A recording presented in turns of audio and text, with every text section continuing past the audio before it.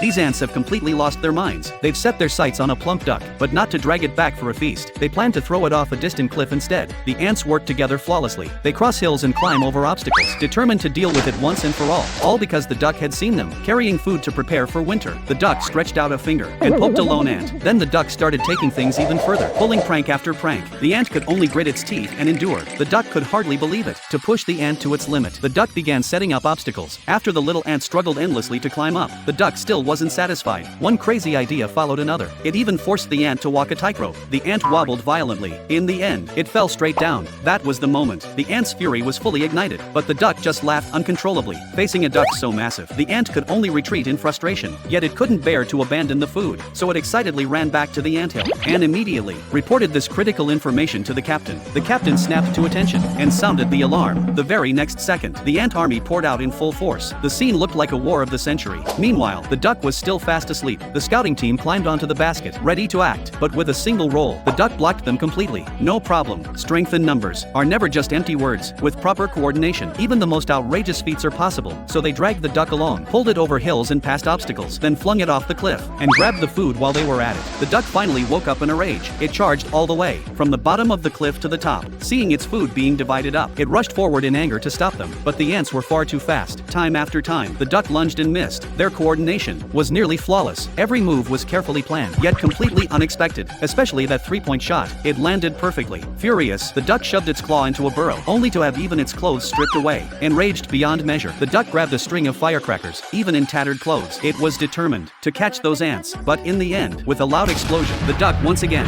fell off the cliff. In the end, the little ants claimed total victory. Together, they happily enjoyed a delicious cake.